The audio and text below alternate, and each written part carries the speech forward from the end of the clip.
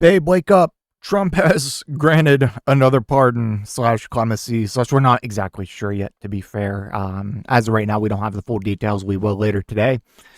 He has granted a pardon. I'm just going to say pardon for simplicity to another fraudster. Like, how many, specifically fraudsters are we at now? Like, over a dozen that have been pardoned. Like, I was covering each and every one for a while, but then it just got to the point. It's like, this is happening every week. Like, I don't have time. There's so much other shit going on. I don't have time to fucking cover all these fucking fraudsters that he pardoned. There's like that reality couple or whatever the fuck. I forget their names, but they were at least a dude. Real weird looking dude. If you know who I'm talking about, you'll know. Like, check his computer. Anyways, of course, like to the point, to even people like the founder of the Silk Road, all the way to the 1,500 or so violent January 6th insurrectionists that he pardoned. And yes, I do consider each one of them violent insurrectionists. Okay. Like, especially if the right can call like people like me at No King's Day protests violent Antifa terrorist. I think it's safe to say that anyone who participated in January 6th is a violent criminal. Whether you were just walking around the Capitol grounds or not, like after you hopped a fence or went in an open door that was kicked down by some fucking lunatic. Anyway, so I think that's only fair, okay? Like, call me crazy. But, like, I don't know where I was going with that. Yeah, he pardoned 1,500 violent criminals who ended up going and doing more violent things once they were pardoned, and some of that was pedophilia. Anyways, my point is he just keeps pardoning people who are obvious criminals, obvious fraudsters. And during this whole, while he's doing this, we keep hearing that from his administration, from like Kristi Noem, when talking about like raiding a fucking construction site and deporting a bunch of bound people, like this, no one is above the law, and Trump is the most law and order president ever. It's like, come on, can we just cut this shit out? Like, you are pardoning a different fraudster every day, like at least once a week at this point.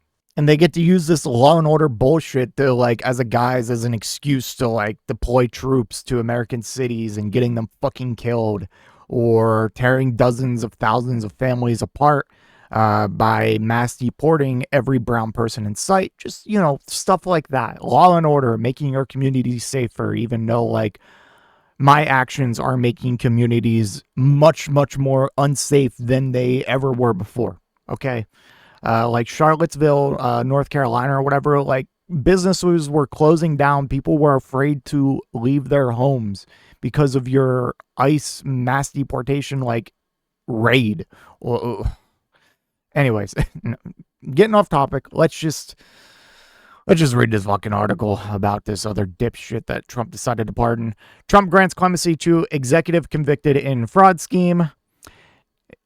Donald Trump granted a clemency to private equity executive David Gentile, who had just begun a 7-year prison sentence for what prosecutors described as a $1.6 billion fraud scheme, reported the New York Times.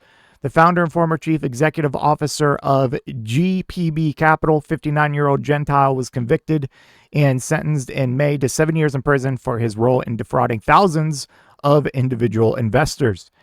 He reported to prison on the 14th of November, according to the Federal Bureau of Prisons website. Gentile was released on Wednesday, 26th of November. The sentences imposed today are well-deserved and should serve as a warning to would-be fraudsters that seeking to get rich by taking advantage of investors gets you only a one-way ticket to jail.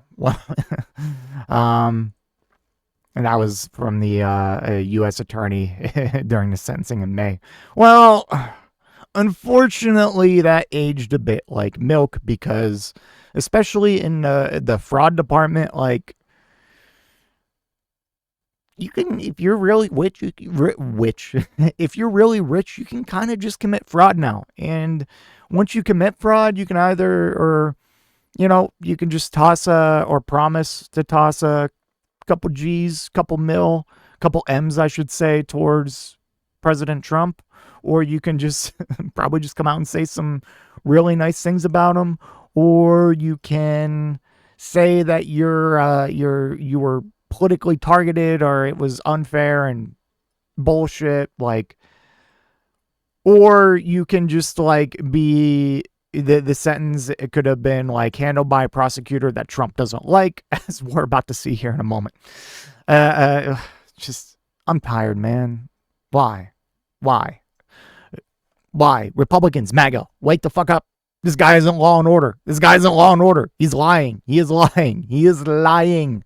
According to a complaint from regulators, some investor funds were used to cover the cost of private jets, including $90,000 a year flight attendant, all-terrain vehicle rentals, and more than $29,000 in expenses that an auditor said included David's 50th birthday, or B-Day. According to the state's complaint, it also claims GPB spent $355,000 on a 2015 Ferrari FF used by Mr. Gentile. This dude was in, like, maybe be a little bit more subtle next time. Like, Jesus Christ, you're not hiding this at all. Like, try a little harder.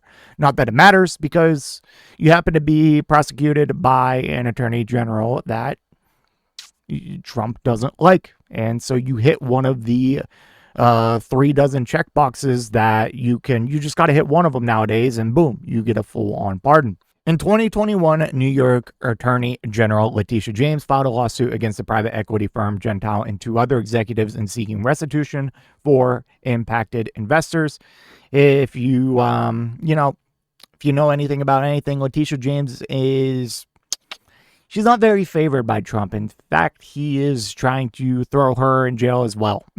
So, investors put in more than $1.8 billion into GPB funds, but were left without a single cent of profit. James said in a statement on the lawsuit, GPB and its operators fleeced New Yorkers and investors around the country while subsidizing their own lavish lifestyles, which is why we are filing this lawsuit and fighting to hold these bad actors accountable. The New York Times reported it was not immediately clear whether Mr. Gentile had connections to Mr. Trump or to the president's supporters. Lawyers for Mr. Gentile and Mr. Schneider declined to comment. Mr. Gentile did not respond to a request for comment. As of Sunday, the details of the communication has yet to be posted on the Department of Justice website. So, I mean, you can expect that this person will not. I don't think that they are going to be serving those 7 years now, so... Great. Another day, another fraudster pardoned, and at the same time, while Trump uses the guise of law and order to crack down on dozens of thousands of people, raid construction sites, raid Home Depots, whatever, to, just arrest and mass deport any brown person that he sees, and... Meanwhile, he's doing shit like this. Of course, you have prosecuting Democrats and threatening investigations, or just straight up opening investigations on Democrats and Democratic super PACs like was it Act Blue or whatever. Just, it's so annoying. It's so obvious. Like, I'm not saying that Democrats don't have like people who commit fraud and shit, but like, it's at least they're not running around being like, yeah, we are the anti-fraud party and we are going to crack down on fraud. And then they just arrest everyone else, like their enemies doing fraud, and then they just keep doing fraud. It's like, no. Fraud across the board is not okay, but like, one side is clearly being a lot worse than the other here because they're committing fraud and also locking up their enemies who are... sometimes not even doing fraud. Like, they're making up charges at this point, and that's why, luckily, you're seeing a lot of these cases being thrown out. Anyways, that's all I have for this one. Let me know what you think in the comment section down below, and I will see you in the next one. If you made it to this point in the video, I just want to give a special thank you. If you enjoyed it, please hit that like button down below, and if you really enjoyed it, maybe consider hitting that subscribe button while you're down there. I want to hear your thoughts in the comment section. I will try to reply to any and all comments that I can.